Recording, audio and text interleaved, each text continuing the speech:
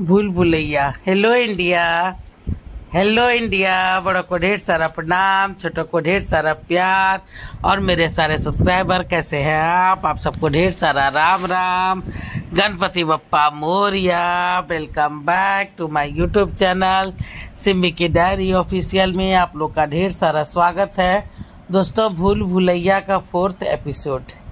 दोस्तों, इस चैनल पे मैं 2 उपन्यास अब तक रख चुकी हूँ। पहला उपन्यास प्यारी भूतनी पूरा हो चुका है और दूसरा उपन्यास मेरा चल रहा है। इसका शीर्षक है भूल भुलैया।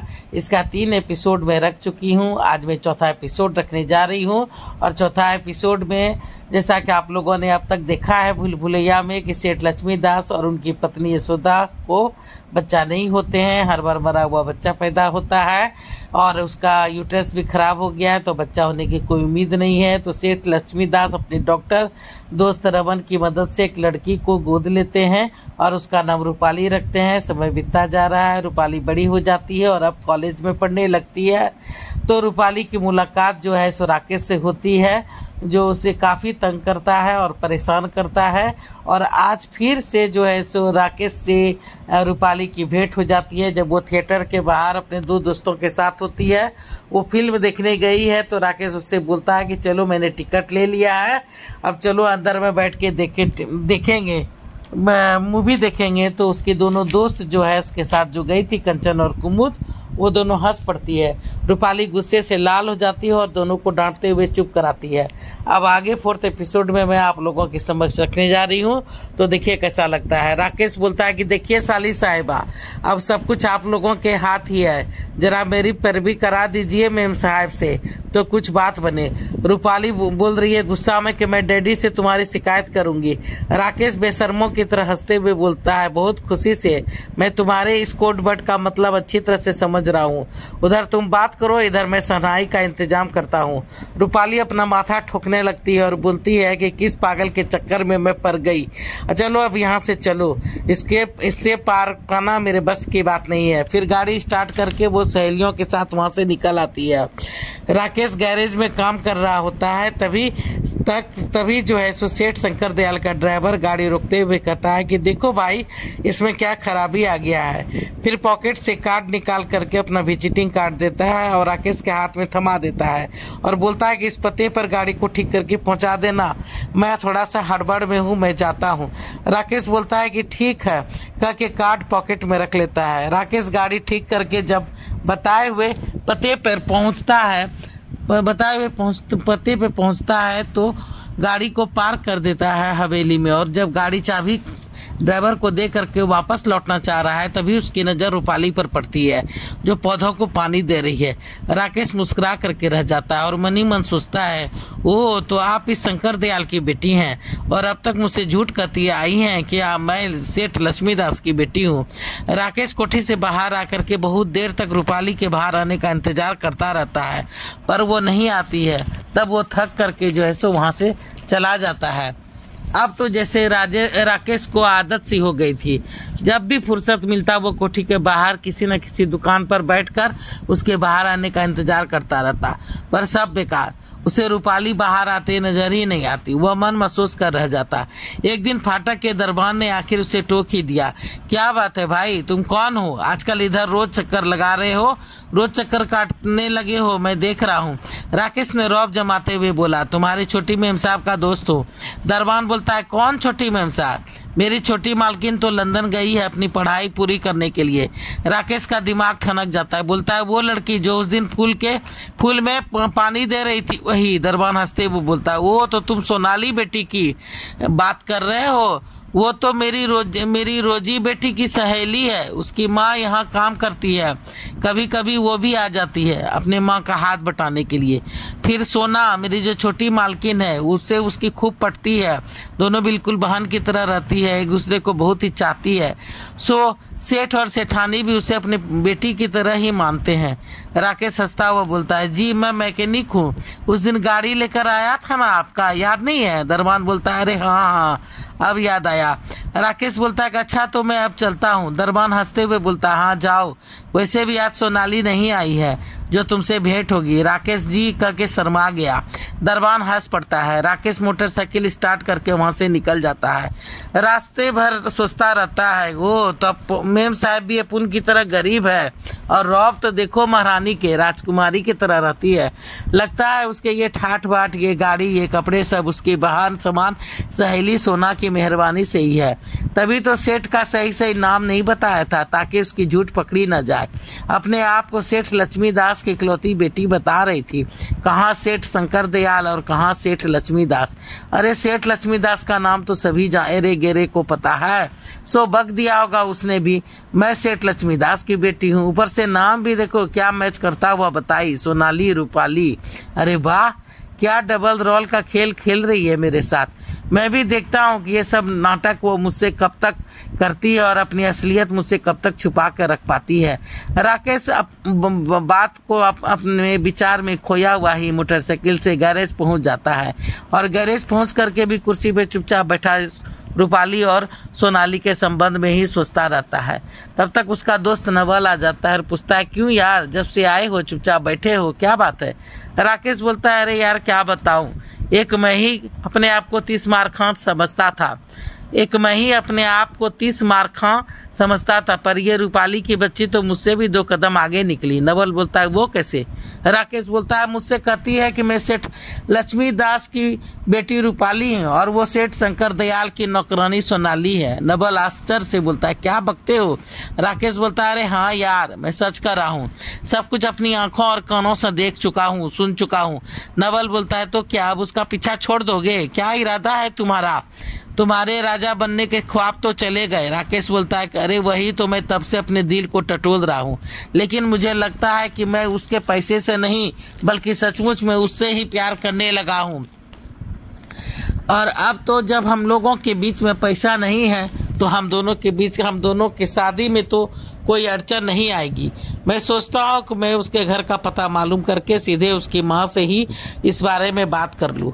क्यों, ठीक रहेगा ना। नवल खुशी से चहक उठता है, हाँ यार, तेरी जिंदगी में एक नहीं कितनी लड़की आई और चली गई, पर किसी के लिए भी तेरी ऐसी फीलिंग्स नहीं देखी हम लोगों ने अब तक। अब तुम्हारा इरादा बदल जाए इससे पहले ही तुम शादी कर डाल। हम सबों को भी बना बनाया खाना मिलेगा। ये रोज रोज का चूल्हा चक्की अब संभाली नहीं जाती। राकेश सिर्फ मुस्कुरा करके रह जाता है। राकेश एक बूढ़ी सिस्टर का बेटा था जिसकी माँ का मृत्यु हो चुकी थी। राकेश अपनी माँ से अपने बाप के बारे में जब भी पूछता वो रो पड़ती। सो उसने कसम खा रखी थी कि अब इस बारे में कुछ नहीं पूछूंगा और उसने इस बारे में पूछना बंद कर दिया था। वो अपनी माँ का नाम लेकर के ही पढ़ाई लिखाई पूरा किया था। राकेश को सभी मार्था के नाम से ही जानते थे। सभी उसे सिस्टर मार्था का बेटा ही कहते और इसी रूप में उसे पहचानते थे। राकेश शुरू से ही नटखट और बदमाश था। पढ़ाई लिखाई में बिल्कुल कमजोर था। स्कूल में सभी उससे डरते थे। रोज उसकी शिकायत मार्था के पास आती। मार्था कभी मार कर तो कभी डांट कर तो कभी प्यार से उसे समझाती, पर उस पर कोई असर नहीं होता। मार्था उसे पीट कर रह जाती, रोप के रह जाती। मार्था को काफी शौक था कि बेटा पढ़ लिख कर डॉक्टर बने, पर मुकद्दर को शायद ये मंजूर ना था। राकेश दिन भर रोड छाप हीरो बनकर के घूमता रहता। किसी तरह पढ़ाई जैसे तैसे पूरा कर लिया था और मार्था के डांटने डपटने पर भी वो घर पर ही एक गैरेज खोल लिया था। गैरेज तो उसके दोस्त चंडाल चौकड़ी जैसे तैसे चला लेते थे।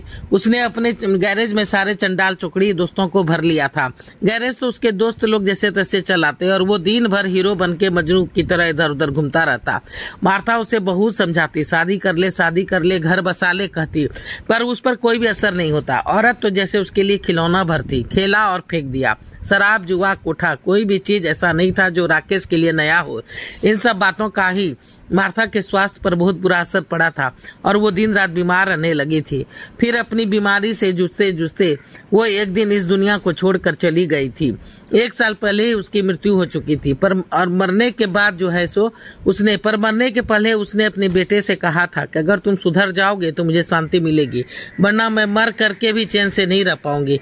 राकेश मार्था की मौत पर बहुत रोया था और धीरे धीरे सामान्य होने की कोशिश भी करने लगा था, अपने काम पर भी ध्यान देने लगा था। देखते ही देखते उसका गैरेज भी अब चल निकला था, आमदनी भी अच्छी हो जाती थी, वह बिल्कुल सुधर ही गया था लगभग।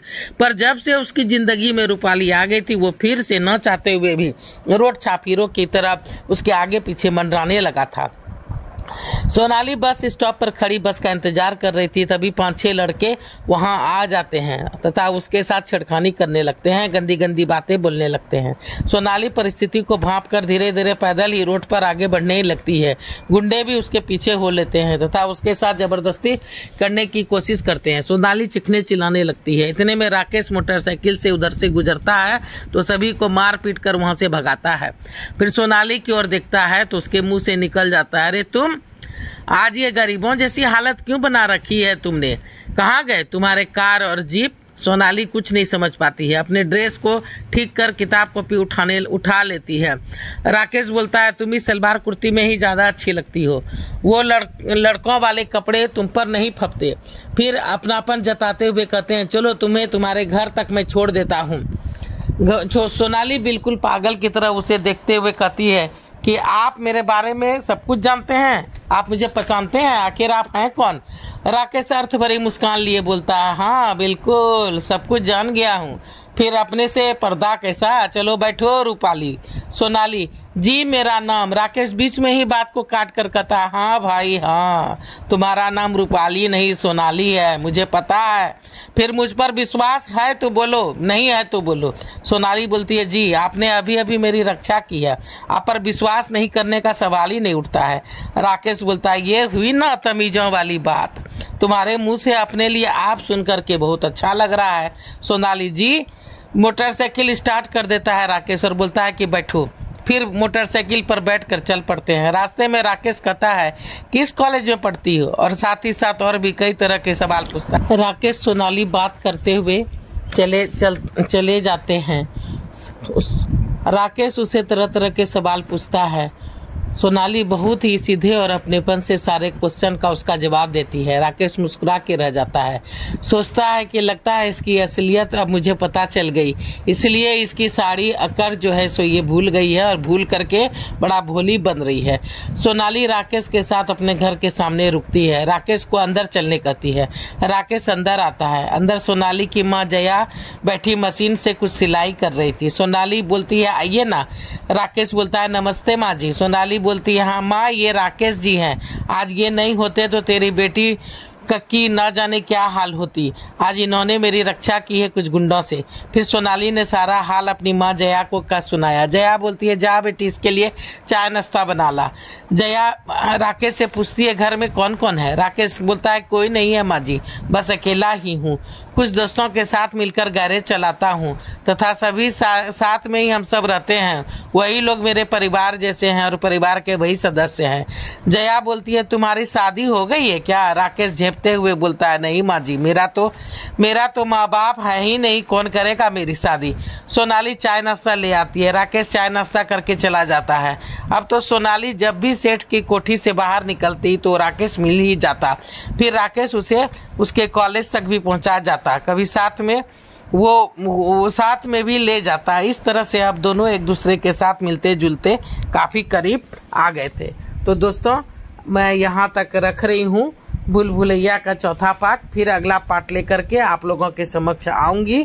तो पहली बार चैनल पे आए तो थोड़ा सा कोऑपरेट कर दीजिए, शेयर कीजिए, लाइक कीजिए, कमेंट्स कीजिए, बेल बटन दबाइए ताकि जब मैं वीडियो डालूंगी तो आप लोग को नोटिफिकेशन मिलेंगे। अब मैं अपनी वाणी को यहीं पे विराम देना चाहती हूँ। जय भोलेनाथ, हर हर महादेव। और आप लोग का दोस्तों ढेर सारा थैंक्स कर रही हूँ मेरा वीडियो को देखने के लिए और अपना कोऑपरेशन बनाए रखने के लिए। ढेर सारा थैंक यू।